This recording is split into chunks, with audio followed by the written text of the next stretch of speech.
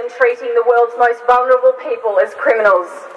It's 20 years since Australia began to erode our international obligations to refugees and asylum seekers.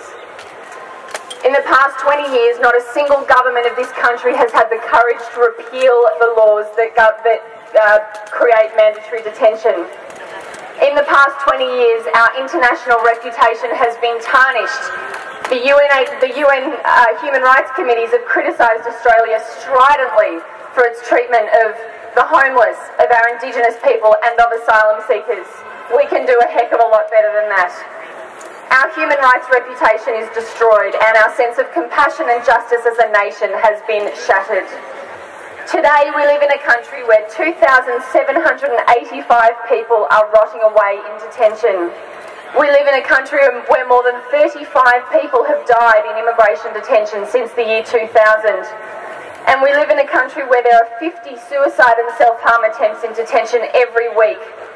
Anecdotal evidence suggests that from the Darwin Detention Centre, every single day there are 5 asylum seekers who are taken to emergency because they have come to the end of the line and have tried to end their lives.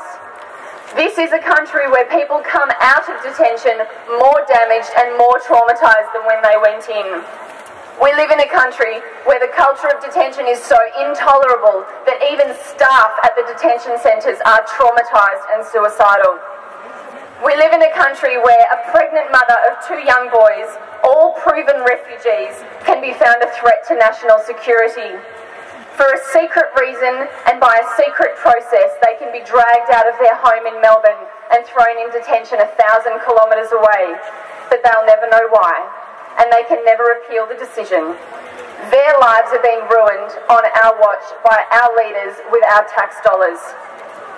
We live in a country where life and death decisions are immune from scrutiny by courts. We live in a country where the government has decided as a matter of policy that Hazaras in Afghanistan are not subject to persecution by the Taliban. We live in a country of closed borders and closed hearts. And we live in a country where our leaders fail to lead. They use the words illegal asylum seekers when they know, or they should know, that it's never illegal to seek asylum. They use the words queue jumping when they know, or they should know, that there is no queue for the world's most vulnerable. They attack and demonise asylum seekers by attacking and demonising those who help them seek safety. And they care more about stopping the boats than they do about addressing the reasons why people find themselves on leaky boats in the first place. We are here today to raise our voices in welcome of asylum seekers. We are here to say enough mandatory detention, enough unnecessary suffering in the walls of our detention centres, and enough turning our back on international obligations for the sake of scoring a few cheap political points. We can do better than this. We can extend the hand of welcome and the hand of friendship. We expect more from our government and we expect change. We will see the end of mandatory detention. Thank you.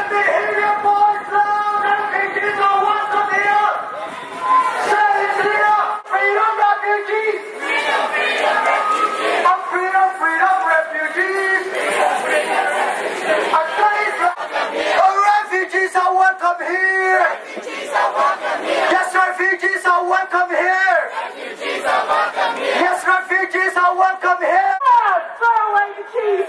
We won't stop till we free the refugees! Lock up God! Throw away the keys! We won't stop till we free the refugees! Lock up God! But ultimately it's about taking back control. Give up! Throw away the keys! We won't stop till we free the refugees! Come here!